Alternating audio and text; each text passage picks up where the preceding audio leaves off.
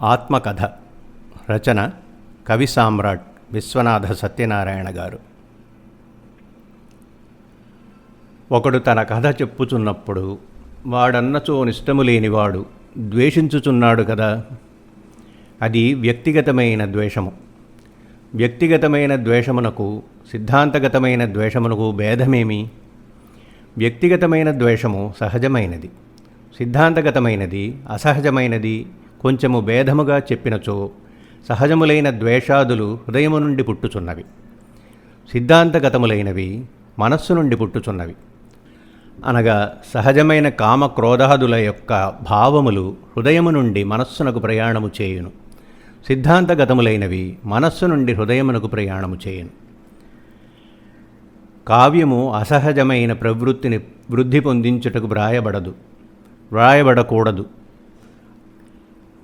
అది కావ్యము కాదు, ఏదో ప్రచారము కొరకు వ్రాయబడిన గ్రంథము.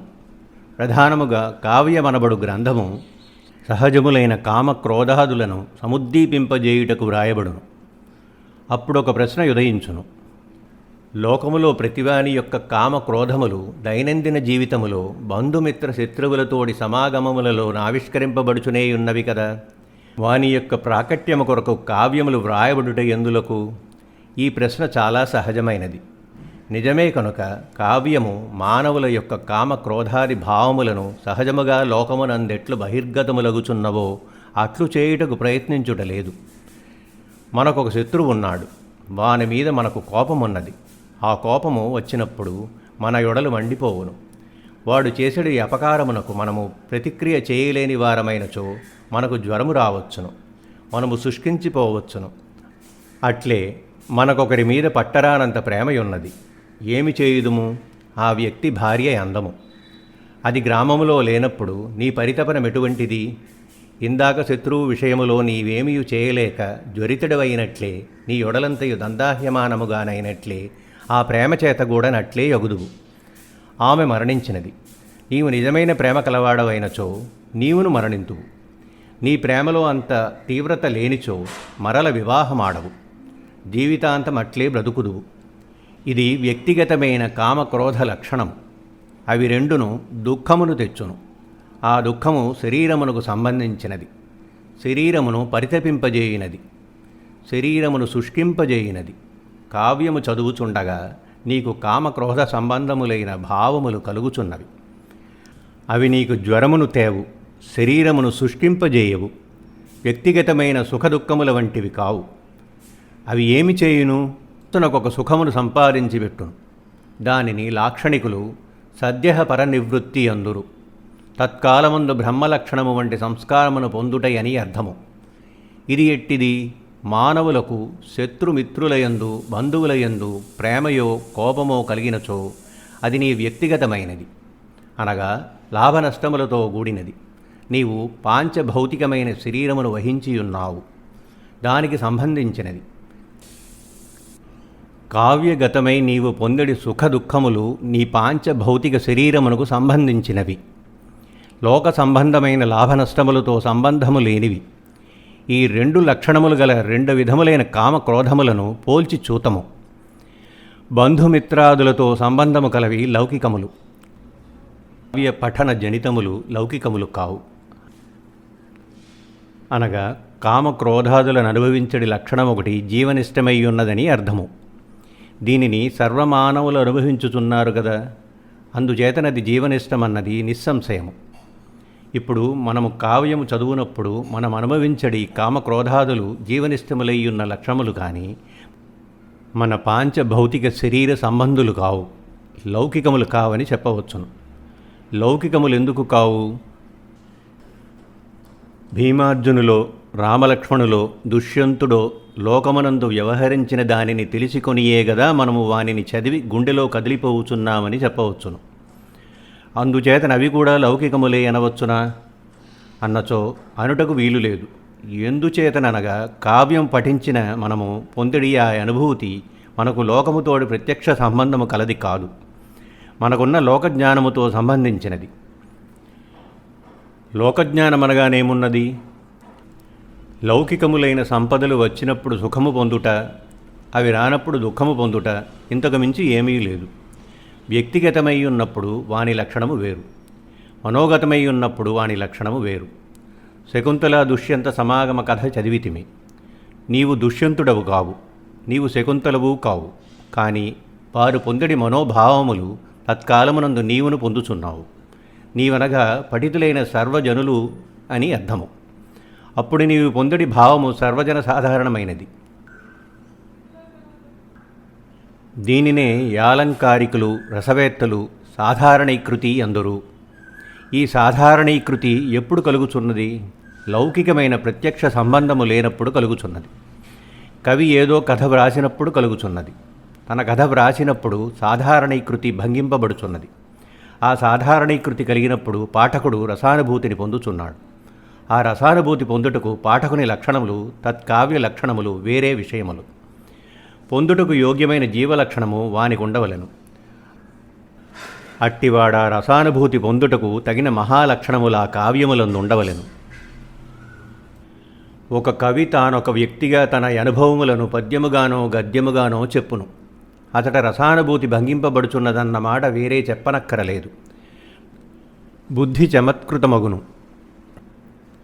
రసానుభూతి అన్నది ఎట్టి పరిణితమైన స్థితియో ఆ స్థితికి కవి వ్రాసిన వ్యక్తిగతమైన కవిత్వము చదివి నీవు పొందిడి స్థితి నిస్సందేహముగా చాలా తక్కువ జాతిది.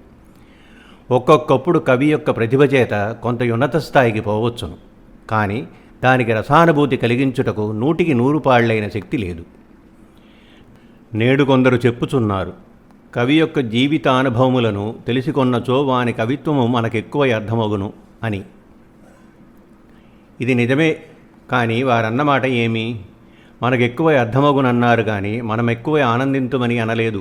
అర్థమగుననగా ఎక్కువ ఆనందింతుమనియే. గౌణవృత్తి చేత వారు సాధించదలచినచో అది పొసగదు.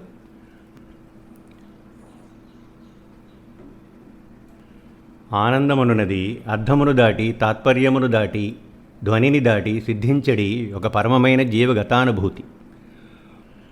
ఒక్కొక్కప్పుడు అర్థము పొసగదు, ధ్వని ఉదయించును. దీనినే అత్యంత తిరస్కృత వివక్షత వాచ్యధ్వని అందురు. ఇప్పుడు అర్థమగును అన్న దానిలో ఒక రహస్యమున్నది. అది ఎక్కువ లౌకికమైనదని అర్థము. కొందరు ఆ మెట్టును దాటిపోలేరని అర్థము. వారికున్న భాషా జ్ఞానము తక్కువయనియు వారి మనశ్శక్తి తక్కువది అనియు తెలియచున్నది. వారి జీవన సంపుటిలోని లక్షణమే సద్య పరనివృత్తి భాజనత్వ మర్మస్పృతము కాదని అర్థము. అందుచేతనొకడు తన జీవితములోని ఘట్టములను తాను వ్రాసినచోనది వాని కవిత్వమును అర్థము చేసుకున్నటకు ఎంతవరకు సహకారియగును? పరనివృత్తి పొలముల దగ్గరకు తీసుకొనిపోదు. అర్థమగుట కూడా ఒక్కొక్కప్పుడు కష్టము కదా. నిజమునకు పలుచోట్ల అర్థము కానిచో రసానుభూతి పొందగలిగిన వానికి కూడా కొంత క్లేశమున్నది. అది ఒక అడ్డంకి. అందుచేతని ఈ ప్రయత్నము. మరలి నిందులోనొక పెద్ద దోషమున్నది. వ్రాసడు కవి బ్రతికియున్నాడు. వానికి జీవితములో పలుమందితోడి సంఘర్షణలు జరిగినవి. ఎలుక ఎంతవరకు తన వైపునకే త్రవ్వుకొనునన్నట్లు ఆ కవి ఒక జీవుడు. వాడు అనుభవించినాడు. వాడు స్వానుభవాభిముఖముగానే చెప్పును. సుగ్రీవుడు రామచంద్రునితో తనకు తన అన్నగారు చేసిన అపకారము తన దృష్టితో చెప్పినాడు. దానినే వాలిని చెప్పమన్నచోనది ఎట్లుండును? ఇది వాల్మీకి దోషము కాదు, లోకములో జరిగడి కథలయందు సహజముగానున్న దోషము, అనగా లోకగతమైన దోషము. అది అంతే, అట్లే జరుగును. ఈ కవి వారితో తనకు కలిగిన సన్నికర్ష జనితములైన విషయములను తాను అనుభవించిన ప్రకారము చెప్పును. ఆ ఎవరిని గూర్చి ఇతడు ప్రస్తావించునో వారి దగ్గరకు పోయి ఇది ఇట్లు జరిగినదా అని పాఠకుడు అడిగినచో వారి ఇంకొక రీతిగా చెప్పుదురు. అందుచేత నీ కవి అబద్ధము వ్రాసినట్లు కాదు, తాను తన అనుభవమును వ్రాసికొన్నట్లు. ఇది ఈ కావ్యమనందలి రహస్యము. దీనిని కావ్యమని ఎందుకు పేర్కొనుచున్నాననగా పేర్కొనుటలో పాఠకులను నేనొక అభ్యర్థన చేయుచున్నానన్నమాట. ఆ పాఠకులనందరనొక్కడుగా భావించి ఇట్లు చెప్పుచున్నాను. అయ్యా, ఇది నా అనుభవము, నేను పొందిన బాధ, నేను పడిన కష్టము. ఈ బాధకు నీ కష్టమునకు నేనిందెవరిని పేర్కొందునో వారు బాధ్యులు కారు, వారు వట్టి నిమిత్తమాత్రులు.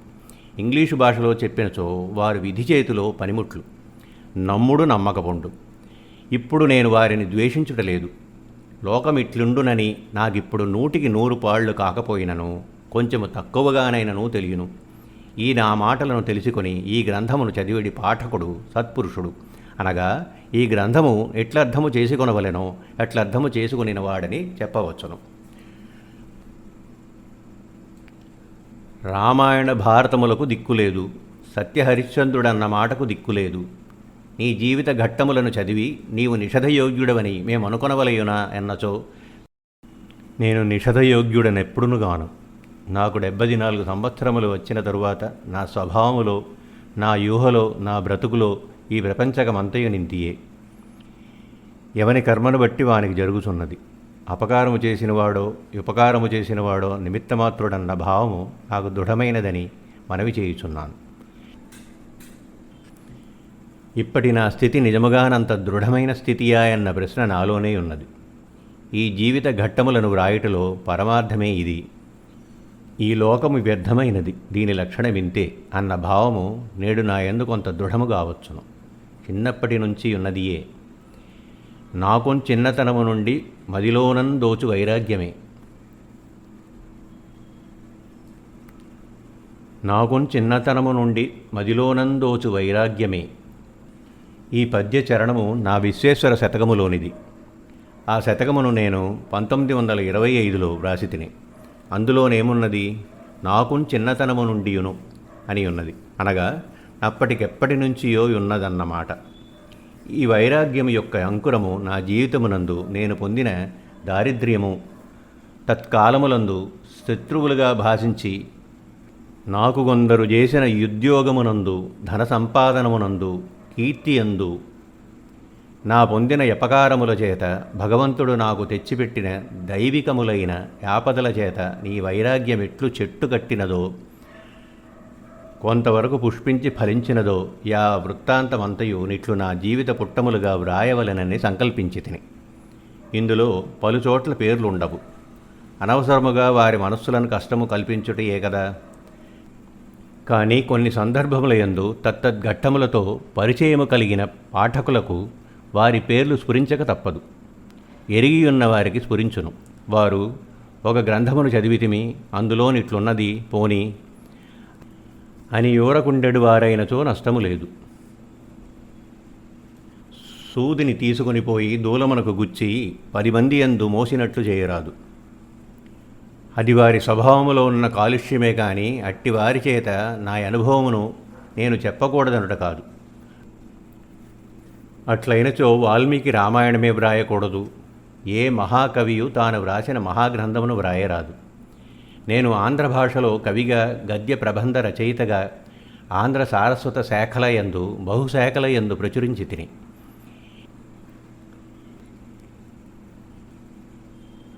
ఈ సారస్వతమునందొక యుదాత్తమైన స్థితిని నేను పొందితినని నా తోడి సధర్ములు చాలామంది అనుకొందురు. లోకములో శిల్ప విషయములయందు కవిత్వము, గానము, నాట్యము, చిత్రలేఖనము మొదలైన విద్యలలో తానొక మహోదాత్త స్థితిని పొందితినని వాని యందు వ్రేలుపెట్టిన మట్టి పురుగు కూడా ననుకును. ఇది ఆ విద్యల యొక్క దురదృష్టము. నేను కూడా నట్టివాడనేమో నాకు తెలియదు.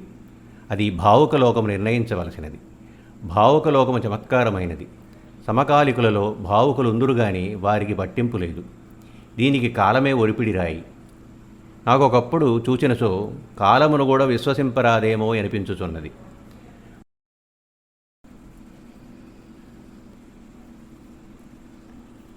పురాతన గ్రంథములని గుణరహితములైన బహుగ్రంథములు నేడు ముద్రితములగుచున్నవి. పరిశోధనయన్న ఒక లక్షణము ప్రబలి రసానందమన్న మాటయే నేడు అంతర్ధానము పొందినదేమో అన్నట్లున్నది. ఈ గ్రంథమునందు నా వడిన దుఃఖములు, బాధలు, విరోధములు నేను పేర్కొనినచో గ్రంథమే సాగదు. కానీ ఈ గ్రంథములో నా ప్రధానమైన ఉద్దేశ్యమేమనగా నా వైరాగ్యము, నా భగవద్భక్తి, నా సంప్రదాయబద్ధ బుద్ధి లక్షణము మొదలైనవియును కవితా విద్యయందు నేను పొందిన అభివృద్ధి యొక్క సన్నివేశములు, సందర్భములు నెట్టివి అనునదియు. ఇవియే ప్రధానము. ఓ ఈ మిత్రుడైన పాఠకుడా, నిన్ను గురించి నాకు భయము లేదు. ఆ రెండవ వాణ్ణి నేను అభ్యర్థించి ప్రయోజనము లేదు. కానీ అతడు కూడా దీని నుండి కొన్ని మంచి విషయములు వానికి దయ ఉన్నచో గ్రహించవచ్చును.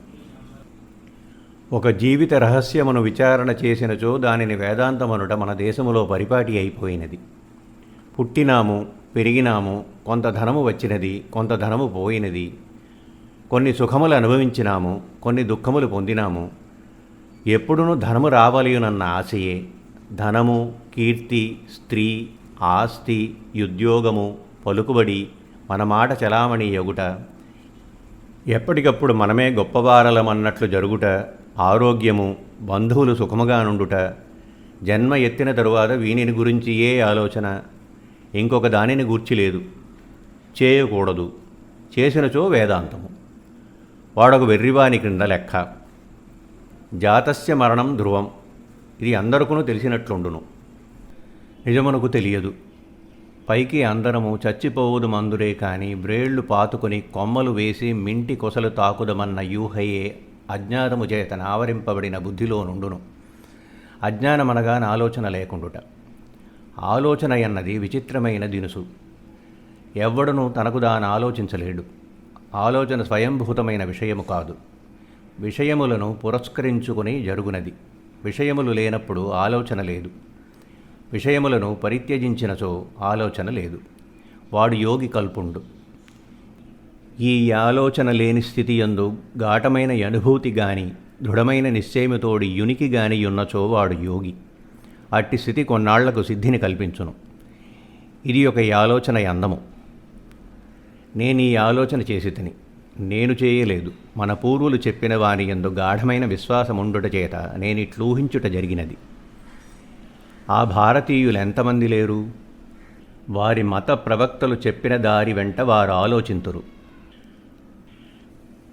కనుక నా ఆలోచన అనగానది ఒక స్వయంభూతమైన వస్తువు కాదు. పరిమితములైన విషయముల యొక్క పరామర్శ చేయుటయే ఆలోచన. అది సందర్భములను బట్టి జరుగును. కానీ ఒకటియే పరిస్థితి యందు ఏకత్ర సముత్పన్నులైన నలుగురి ఆలోచన ఒక రీతిగా నుండుటలేదు. భారతీయుడే వెనుక వేదశాస్త్ర పురాణ ఇతిహాసములున్నవి, సంప్రదాయమున్నది. వీనిని అనుసరించి ఒకడు ఊహించును, వానిని పరిత్యజించి ఇంకొకడు ఊహించును. ఇది ఎందుచేత? ఊహ ఎన్నది, ఆలోచన ఎన్నది బహిర్గత విషయ సంబంధము కనుక. భారతీయేతరమైన యూహ చేసిడి వానికి పరభాషా సంప్రదాయ సంపర్కము కలిగినదని అర్థము. మనలను వేదాంతమని వాడు వెక్కిరించునే గాని వానిది కూడా నట్టిదే. వాని బుద్ధిగత విషయములకు వేదాంత శబ్ద వాచ్యత లేదు. ఒక దృష్టితో చూచినచో మానవులు రెండు విధములుగా నుందురు. ఒకడు తనలో తానే త్రవ్వికొనుచుండును, రెండవ వాడు వెలికి ప్రాకును. వెలికి పాకెడు ప్రకృతి కలవాడు తొందరగా లౌకిక జ్ఞానమును సంపాదించును. వానికి 16 ఏండ్లు కూడా రావు, మంచి వ్యవహర్త యగును. తనలో తాను త్రవ్వికొనడి వానికి లోకజ్ఞానం ఆలస్యముగా కలుగును. నేనీ జాతి వాడనని చెప్పవచ్చును. ఇంచుమించుగా 20 ఏండ్లు వచ్చు వరకు నాకు లోకజ్ఞానం ఉండేది కాదని చెప్పవచ్చును. ఊరక యూహించుకొనుచుండుట, అందరూ మంచివారే అనుకొనుట, వ్యతిరేకమైన అనుభవము కలిగినప్పుడు లోపల కుమిలిపోవుట, దీనికి తోడు ఆరోగ్యము లేకపోవుట, అచ్చనాకారి వలె నుండుట, ఎప్పుడు నేవో వ్యాధులు, ఒడలంతయు కురుపులు, పెద్ద పెద్ద సెగగడ్డలు. ఈ అనారోగ్య స్థితి పోవునప్పటికీ నాకు 18 ఏండ్లు వచ్చినవి. అప్పటి నుంచి వ్యాధులు లేవని చెప్పవచ్చును. కానీ ఈయన కర్రపుల్ల వలె నుండడివాడను. గూడూరి వియ్యన్న గారని ఒక ఆయుర్వేద వైద్యుడు. ఆయన తొలుత దినములలో బందరులో నుండడివాడు. తరువాత విజయవాడ వచ్చాను. నేను దృఢకాయుడను, ఆజానుబాహువైన మానిసిని, ఒడ్డు పొడుగు గలవాడను అనిపించుకొనుటకు నాకు 36 ఏండ్లు రావలసి వచ్చాను. ఈ విజయవాడలో ఆ వియ్యన్న గారు ఒకసారి నన్ను చూచి, మీరెంత మానిసి అయినారు, మిమ్ములను బందర్లో చూచి ఇది ఖర్చు అయ్యడి కాయ అనుకొనడివాడను అన్నాడు. ఇది కథ. ఇట్లు మారుటకు కారణమేమి? నేను అనేక ఉద్యోగములు చేసి తిని, ఆ పూర్వమే చేసి తిని. అన్ని ఉద్యోగములు గోచికి పెద్దవి, గావంచకు చిన్నవి. బందరు హిందూ కళాశాలలో నాకు ఆంధ్రోపన్యాసకుడుగా ఉద్యోగము వచ్చినది. ఉపన్యాసక శబ్ద శ్రవణము వలన నెవరూ భయపడనక్కరలేదు. నెలకరువది రూకముల జీతము, ఆరోగ్యము లేదు, తిన్న అన్న మరుగుదు. కృత్తికా నక్షత్ర జాతకుడను. తజ్జాతకుడు బహుబుక్కు, తినుట ఎక్కువ, అరగించుకునుట తక్కువ. ఆ ఈనకర్రపుల్ల లక్షణం అట్లే ఉండేది. శరీరము చేత నీ లక్షణము, మనస్సులో చచ్చడునంత అహంకారము. నాకప్పటికే మంచి కవినని పేరు. మరి ఒక లక్షణమున్నది. నేను సహజముగా నెవ్వనికి నేను అపకారము చేయలేదు. నా వలన పలుమంది ఉపకారములను పొందిరి. అయినను క్రొత్తవాడు నా మొగము చూచినచో, నేను మాట్లాడే పద్ధతిని తిలకించినచో, వానికి నేను అహంకారినని, పొగరుబోతునని యూహ కలుగును. ఇది అనుభవము చేత చెప్పడి మాట. నాకు బాల్యము నుండి సద్యస్ఫురణం ఎక్కువ. మాటలలోని అర్థము విరచి చమత్కరించుట ఒక స్వభావము. ఒక విలక్షణముగా ఊహించుట, ఆకారము చేత తిరస్కరింపదగినవాడు, ముఖ లక్షణముల చేత చూచినంతనే కొంత వ్యతిరేక భావమును జనులలో కలిగించడివాడు, మాటల చేత సూదులు గుచ్చినట్లు గుచ్చడివాడు, వీనికి విరోధులు ఏర్పడుతురు. శారీరకముగా శిక్ష వేయవలనన్న యూహ ఏర్పడును. వాడుక భాషలో చెప్పినచో వానిని తన్నవలెననిపించును. ఈ స్థితి నాగుండెడిది. దీని పరిణామములు తరువాత చెప్పుదును. సుమారు నా 34వ ఏటనొక యోగితో నాకొక మిత్రుడు స్నేహము కల్పించినాడు. యోగి అనగా యోగాసనములు నేర్పడివాడు, ప్రకృతి చికిత్స చేసేడివాడు. ఆయన పేరు రాఘవదాసు. ఆయన ఇప్పుడు వాల్తేరు విశ్వవిద్యాలయ భవనములకెగువ సముద్ర తీరమునంద ఆశ్రమమును నిర్మించి ప్రకృతి చికిత్సాలయమును నడుపుచున్నాడు. ఆయన నాకు కొన్ని యోగాసనములు నేర్పెను. వానితో క్రమక్రమముగా నాకు ఆరోగ్యము సిద్ధించుట ప్రారంభించినది. నిజమే, కానీ ప్రతి జన్మ ఎత్తిన వ్యక్తికి జాతకమున్నది. పంచాంగములు చింపివేసినచో నక్షత్రములు పోవన్న సామెత కలదు. జాతకములు లేవు, ఇది ఎంతయు మూఢవిశ్వాసము అనడి మహావివేకులున్నారని భయపడి జాతకములు పోవు. ఈ జాతకముల విషయములో పలుమంది జ్యోతిష్కులు పలు విధములుగా చెప్పుదురు. కొందరు చెప్పినవి నిజమగును, కొందరు చెప్పినవి కావు. అందుచేత జాతకములు కావా? జాతకములు చెప్పేడివాడు తపస్శాలి కావలెను. కవనమో ఉద్యోగమో మొదలైనవి చేసేడివాడు ప్రతిభాశాలి కావలసినట్లు. ప్రతిభ లేకుండా జీవితంలో కూడా నెవ్వడు పైకి రాడే. ప్రతిభ బహువిధములుగా నుండును. ఒకనికి విద్యాగతమైన ప్రతిభయుండును, ఉద్యోగమును సంపాదించి నిలువబెట్టుకొని ప్రతిభయుండును. నిజము చెప్పినచో ఈ లోకమునందలి ఔన్నత్యమంతయు ప్రతిభాధీనమే. నాకేమి సర్వజంతువులకు వాని వాని ఆయుః ప్రమాణమును బట్టి పుట్టిన తరువాత లోకమును తెలుసుకొనుటకు కొంతకాలము పట్టును. పశుజాతికి వాని పరిధిలో కొన్ని నెలలు చాలును. మానవజాతికి కొన్ని ఏండ్లు కావలేను. ఎక్కువ మానవ జన్మలకు 5 ఏండ్లైన రాకముందు తమ యూరు చెట్లు, చేమలు, బంధువులు, ఆహార పదార్థములు మొదలైన వాని జ్ఞానము సరిగా కుదురదు. ఇట్లుండగా మాది పల్లెటూరు, చిన్న ఊరు. 600 గడపల కంటే ఎక్కువ లేదు. మా ఊరిలో వీధి అని చెప్పుకొనదగినదొక్కటియే కలదు. అది 1/2 మైలు పొడవుండును. తూర్పు నుంచి పడమరకు వ్యాపించును. తూర్పున పెద్ద మోట బావి, పడమటి వైపున అంత పెద్ద బావి ఉన్నది. దానిలో మోట తోలరు. ఈ బావికి దక్షిణమున కలాలీల ఇండ్లు కలవు. వారికది మంచినీళ్ల బావి. తూర్పు వైపు బావి మోట బావి. ఆ బావి చుట్టూ 2-3 పెద్ద నేరేడు చెట్లు. ఆ బావికి దక్షిణము వైపున సుమారు 40 ఎకరముల మెట్ట పొలము. అది ఎంతయో మాదియే. మోట తోలి ఆ నీళ్లతో ఈ మెట్ట పొలములో జొన్న, మొక్కజొన్న, కంద, పెండలము, కూరగాయలు మొదలైనవి మా వాళ్ళు సమృద్ధిగా పండించెడివారు. ఈ బావియు ఈ మెట్ట పొలమును కల చోటునకు తూర్పున పేరంటాలి దిబ్బ అని ఉండేటిది. ఆ స్థలము మాదియే. మా వాళ్ళు దానిని దున్నరు, అందేమీ పండించరు. దానికి వేరే కథయున్నది. అది అట్లుంచి ఈ పేరంటాలి దెబ్బకు అంటుకొని ఉత్తరపు దశ మా వాముల దొడ్లు. అందులో వేప చెట్లు, చెప్పుటకు వీలు లేనన్ని కామంచి మొక్కలు, 3-4 పెద్ద పెద్ద గడ్డి వాములు. ప్రతి 2 వాముల మధ్య కొంత ఎడము. గడ్డి పడి ఉండును, మెత్తగా నుండును. మా పెద్ద పినతండ్రి కొడుకు నాకంటే 10 నెలలు చిన్నవాడు. వయస్సు చిన్నదైనను నాకంటే బలము కలవాడు, పుష్టి కలవాడు. అతడును నేనును అన్నదమ్ములము, చెలికాండ్రము. ఇద్దరము కలిసి తిరిగేడివారము. నా అంతట నేనెక్కడికైనా వెళ్ళుట నాకు భయము. అతడు నాకు అంగరక్షకుడు.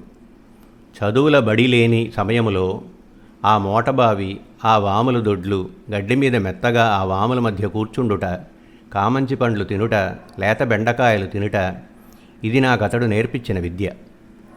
నేరేడు పండ్లు నేల మీద పడి ఉండును, చిదుకును, మన్నగును. వానిని నోటితో నూదుకొని గాని మన్నెక్కువగానున్నచో కడిగి గాని తినుట. నాకు 10 ఏండ్లు వచ్చి వరకు నా వాముల దొడ్లు, మోటబావి, ఆ మెట్టపొలము క్రీడాస్థలములు, ప్రధాన క్రీడాస్థలములు. మాది చిన్న ఊరు, ఆయకట్టు 600 ఎకరములు. మా పూర్వుల నాడంతయు మాదియే. మా పూర్వులే దానిని అంతయు సంపాదించిరి. ఊరు కట్టిరి. ఎవరినో తెచ్చి వారికి పొలాలిచ్చిరి. మా జ్ఞాతులున్నారు. మా తాతగారి నాటికి మాకున్నది 8 ఎకరములే.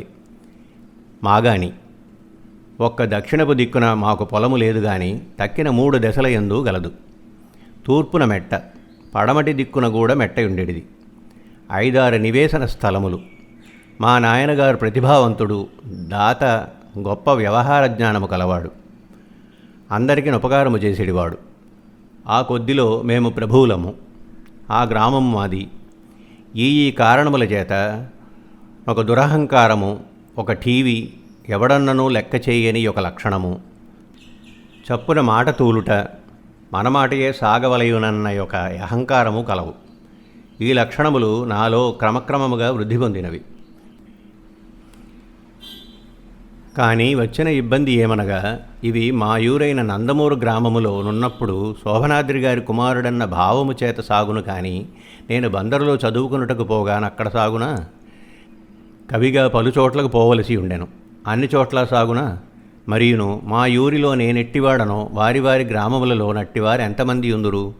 ఈ మహాగుణములు ఎవరి యందు ఉండకుండును? జన్మతో నుండును, పెంపకముతో నుండును, ధనముతో నుండును. నాకు జీవితములో వచ్చిన సంఘర్షణ, సన్నికర్షణ, విరోధములు నా ఈ ప్రకృతి చేత చాలా భాగము వచ్చినవి. జన్మ లక్షణము కూడా కొంతయున్నదనవలెను. జన్మ లక్షణమనగా జీవగతమైన లక్షణము. ఒక అహంకారం మా జీవుని యందే ఉన్నదని అర్థము. ఈ అహంకారాదులు హెచ్చు స్థాయిలోనున్నవి. శరీర పుష్టి మొదలైనవి చాలా తక్కువ స్థాయిలోనున్నవి. వాడు పడెడి పాటలు చెప్పవలయునా? చిల్లి కజ్జాలు దారి వెంట పోయేడి తద్దినమా? మా ఇంటికి రమ్మనుట, పరులను ఊరకే రెచ్చగొట్టుట, మాటలు సూదులు. నా బాల్యం విచిత్రముగా నడిచినది. మాటలు సూదులనగా విషయములలో ఉన్న సూక్ష్మతను పురస్కరించుకొని ఉండును. ఇట్టి మాటలకు 2 విరోధ స్థానములు కలవు. ఒకటి, నాకు అందులోని సూక్ష్మతయే తెలియను గాని చిన్నతన మగుట చేత ఆ సూక్ష్మత పరులకెక్కడ తగులునో అన్న పరిజ్ఞానము లేకపోవుట. రెండవది, లోకము దివాంధము వంటిది. దానికి సవిమర్శకమైన దృష్టి పనికిరాదు. నాకు క్రమక్రమముగా ప్రపంచ జ్ఞానం ఏర్పడిన తరువాత నేను మొదటి దానిని చాలా వరకు సర్దుకొన్నాను గాని లోకమును నేనేమి చేయగలుగుదును? పూర్వ మహాకవులను గూర్చి కూడా శాఖాభేదములతో వ్యవహరించడి ఈ కవితా సాహిత్యవేత్తృ ప్రపంచమున నా సాహిత్య ప్రయాణము మిక్కిలి ఎగుడు దిగుడులతో కూడుకొని పోయినది. కొద్ది పరిధిలో తెలుగుదేశములో ఒట్టి జాతకపు బలము చేత సంపాదించిన 2-3 సొంత గొప్ప పదవులతో, బహుగ్రంథ రచయిత అన్న యొక్క ప్రతిష్టతో, పెద్ద వయసుతో కొంత గౌరవం వచ్చినది గాని నేటికిని నా సూక్ష్మతాభిదర్శనపు వ్యావృత్తియు విషయాభిముఖీనమైన హేతుకల్పనము, ఈ 2 లక్షణములు అనగా ఈ 2 సమాసములు నా కల్పవృక్షములో మారీచ వధ ఘట్టములో రావణుడు లక్ష్మణుని వివేకమును చూచి భయపడి లక్ష్మణుని యందున్నవని చెప్పికొనిన గుణములు. ఇవి నన్ను కొందరు ఈర్ష్యాగ్రస్తుల చేత ద్వేషింపబడినట్లు చేయుచున్నవి. కనీసము వారికి నా యందున్న పూర్వద్వేషమును నిలబెట్టుచున్నవి. తక్కిన లోకమందు తొలినాటి వలె విరోధహేతువులు కాక వివేక ప్రశంసాహేతుకములగుచున్నవి. నా ఆ పసినాటికి ఇంగ్లీషు చదువు దేశమునందు నేటికి వలె త్రెంచరాని ముళ్ళుగా త్రెంచినచో నెత్తురు కారడి ముళ్ళుగా అల్లుకొనలేదు. ఆ చదువునకింత బలమును లేదు. ఒక గ్రామమో దానిని పాలించుట కొరకు మరి దేనికో వచ్చడి ఉద్యోగులు ఇంగ్లీషు భాషావేత్తలు కారు. ఆనాటికి ప్రైమరీ పరీక్ష చాలును. మంచి మంచి ఉద్యోగములు వచ్చడివి. కనుక మా నాయనగారికి మనకు పెద్ద ఆస్తి ఉన్నది, మన పిల్లలు వ్యవసాయము చేసుకొనియే బ్రతుకగలరు అన్న భావమే నాకు 12 ఏళ్లు వచ్చు వరకు గలదు. కాగా చదువనగానేమి, పల్లెటూళ్లలోని ఆనాటి చదువు పెద్ద పుస్తకమును చదివి అర్థము చేసుకొనుట. పెద్ద పుస్తకమనగా కవిత్రయము యొక్క భారతము, పోతన్నగారి భాగవతము, భాస్కర రామాయణము, ఈ 3 పెద్ద పుస్తకమని పేరు. తెలివిగా చదివిడి పిల్లవాడైనచో 2-3 ఏళ్లలో పెద్ద పుస్తకము పట్టును. సృష్టి పరిణామము, నేడు చెప్పడి సర్వశాస్త్రముల యొక్క తొలి సూత్రములు, సర్వ విద్యలు, ఇహలోకమునందలి వ్యామోహములు, పరలోకములు, తత్వము యొక్క స్వరూపము, పిండోత్పత్తి, జనన మరణములు, షడ్దర్శనములు, ఉపనిషత్తులు, సామాన్య జీవితములో కావలసిన సర్వ విషయములు నా పెద్ద పుస్తకములో కలవు కదా. ఇంతియేనా?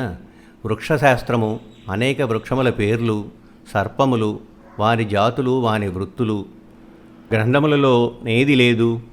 ఇది ఎంతయో అక్షరాస్యుడు చదివి తెలుసుకునడిది. నిరక్షరాస్యులు సంఘములో పలుమంది. జన్మ ఎత్తిన తరువాత మొట్టమొదట నన్నోదకములు కలిగియుండుట, తరువాత జ్ఞాన సంపాదనము. సంపాదనము 2 విధములుగా చేయవచ్చును. 1 చదివి, 2 విని. అక్షరాస్యులు చదివి సంపాదించెడివారు, నిరక్షరాస్యులు విని సంపాదించెడివారు. వారు వినుటకు పురాణములు, హరికథలు, వీధి నాటకములు, తోలుబొమ్మలు, పలుమంది బిచ్చగాండ్రు, సాతానులు సర్వవైష్ణవ సంప్రదాయము తెలియజెప్పుటకు, జంగములు సర్వశైవ సంప్రదాయములు తెలియజెప్పుటకు, వీరందరూ సర్వ ప్రజలకు జ్ఞానోపదేశము చేసిడివారు. విద్యలలోని లోతులు, చర్చలు, నిగూఢ రహస్యములు తెలుసుకొనుటకు చదువుకొనవలెను. అవి అందరూ చేయలేరు. ఇప్పుడైనను అందరికీ తెలియచున్నవా? ఎంఏ వానికి తెలిసిన విషయములు ఎస్ఎస్ఎల్సి వానికి తెలియచున్నవా? అందరూ ఎంఏలను చేయుదువా? 2వ తరగతిలో చేర్చుకొనుటకే సీట్లు లేవు కదా. ఈ నిరక్షరాస్యుల కొరకు ఉద్దేశింపబడిన విద్య నుండి అక్షరాస్యులు బహిష్కరింపబడరు. అక్షరాస్యుల విద్యయే పైన చెప్పిన సంస్థలుగా పూర్వం మన పల్లెటూళ్లయందు, మన దేశమునందు వెలసి ఉండేది. ఈ స్థితిలో బ్రాహ్మణులు బహుగ్రామములలో సంస్కృతము చదువుకొనుటకు తమ బాలురను పంపెడివారు. ఎవరో పండితులు ప్రతి గ్రామమునందు ఉండేడివారు. తక్కిన వారందరూ తెలుగులే చదివేడివారు. మా పూర్వులు మా నందమూరు గ్రామమును నిర్మించిన నాటి నుండియో కాక తత్పూర్వము నుండియో వ్యవసాయము చేసి జీవించినవారు. సమృద్ధిగా కలవారు. ఒక చిన్న ప్రభుత్వము వంటిది. గ్రామాధికారము కలవారు. వారు వేదములు చదవలేదు, సంస్కృతం అభ్యసించలేదు. మా నాయనగారు భారత భాగవత రామాయణములయందు నిష్ణాతులు. దాతయగుట వలన భట్రాజులు వచ్చి ఆశించెడివారు. భట్రాజులనగా చాటు పద్యములకు నిధులు. మా నాయనగారికి పద్యములన్నీ వచ్చును. చిన్నప్పుడు నాకు కూడా నా పద్యములు వచ్చును గాని నా సాహిత్య జ్ఞానము ముదిరి నేను వానిని మరచిపోయి తిని. మా నాయనగారికి వచ్చిన తెలుగు భాష నికషాయమానమైనది. మా నాయనగారు మా గ్రామమునకు భాషా గురువులు. 100 ఇండ్లలో దీపములు పెట్టినవాడు. వారికి ధర్మరహస్యములు బోధించినవాడు. మా అమ్మగారు, మా మేనత్తలు, మా అక్కగారులు మా నాయనగారి భాషయే మాట్లాడుచుండెడివారు. నేను వ్రాసిన నవలల నిండా, పద్య గ్రంథముల నిండా, నాటకముల నిండా తెలుగు నుడికారములు, తెలుగు పలుకుబళ్ళు, తెలుగు సామెతలు, తెలుగు వాక్యమును నిర్మించడి చిత్రములైన వైఖరులు వందలుగా కుప్పలు కుప్పలుగా నుండును. నా కావ్యములయందు సంస్కృత భాష ఎక్కువగా నుండునన్న వారికి తెలిసిన తెలుగు పేలవమైనది. అది నిఖరాసు తెలుగు కాదు, గడుసు తెలుగు కాదు. నా ఆంధ్ర భాషా పాండిత్యమునకు ప్రధాన గురువు మా తండ్రి, నా కుటుంబము, మా ఊరు, ఆనాటి బిచ్చగాండ్రు, మా పాలేళ్ళు. ఇది ఇట్లుండగా నన్ను అక్షరాస్యుని చేయవలగునని మా నాయనగారి యూహ. 5వ ఏడు వచ్చినది. అక్షరాభ్యాసము, 5 బళ్ళు, గుణింతము, వెంటనే సుమతీ శతకము, కృష్ణ శతకము, నరసింహ శతకము, ఆంధ్రనామ సంగ్రహము, వెంటనే పెద్ద పుస్తకము పట్టుట. ఇది ఎంతయో కొంచెం మందమతికి 4 ఏండ్లు, నాకు 2 ఏండ్లు. పెద్ద పుస్తకము పట్టిన తరువాత మంచినీటికి చేప ఎక్కినట్లే. ఆ మంచినీరు ఎక్కడిది? మా నాయనగారు మా గ్రామమునకు విద్యాదాత, జ్ఞానదాత అని చెప్పి తిని కదా. అది ఎట్లు? ప్రతిదినము కమ్మవారందరూ పొందుపని అయిన తరువాత సాయంకాలమున గ్రామములోనికి వత్తురు. మా ఊరిలోని నడివీధిని గురించి చెప్పి తిని కదా. ఆ నడివీధి నుండి దక్షిణము వైపునకు 2-3 సందులు, ఉత్తరపు వైపునకు 4-5 సందులు కలవు. దక్షిణపు సందులలో నడిమి సందు చివర దక్షిణమున మా ఇల్లు. ఆ సందు నడివీధిని కలుసుకొను చోటన ఆగ్నేయముఖముగా మా నాయనగారు చాప వేసుకొని కూర్చుండెడివారు. ఊరిలోని కమ్మ యువకులు గాని, 1-2 బ్రాహ్మణులు గాని పురాణము చదువుట, మా నాయనగారు పురాణము చెప్పుట. వాన లేనప్పుడు సర్వదా ఇది ఏ పని. ఆ పురాణము విన్న మా ఊరిలోని ప్రజలతో బాటు నాకు కూడా భారత భాగవత రామాయణ కథలు కరతలామలకములైనవి. ఏ రోజు కథ ఆ రోజు వచ్చి నేను మా అమ్మగారితో చెప్పుచుండెడివాడనట. నేను తెలివిగల పిల్లవాడనని మా నాయనగారు సంతోషించెడివారట. మరి ఇంకొకటి చెప్పి నా చదువును గూర్చి చెప్పెదను. మా నాయనగారు మా గ్రామములో నాటకములు ఆడించెడివారు, హరికథలు చెప్పించెడివారు. మా కుటుంబములో నాకు తెలిసినంత వరకు టీవీయు అహంకారమును గర్వమును కలవారమే గాని పరులు మా యందు వానిని ప్రదర్శించినప్పుడు మేము వానిని రెట్టింపు 3 రెట్లు వెలువరింతుము గాని మేము సహజముగా దుర్జనుల వలె వెలయించము. ఏ విద్యల వలన తాము జీవించుచున్నారో ఆ విద్యలయందు లోతు లేని వారు కూడా ఈ గుణములను నిత్యము వెలయించడి వారిని నేను ఎరుగుదును. మా నాయనగారు పరోపకారి అనగా వినయవంతుడని అర్థము. ఊరిలోనందరి ఇండ్లకు పోయి అడ్డడు వడ్లు చొప్పున తానే పోగు చేసుకొని వచ్చేడివాడు. 10 షేర్ల వడ్లిచ్చినచో వీధి నాటకము, తూమెడు వడ్లు చేసినచో హరికథ, 19 వడ్లు చేసినచో కూచిపూడి భాగవతము.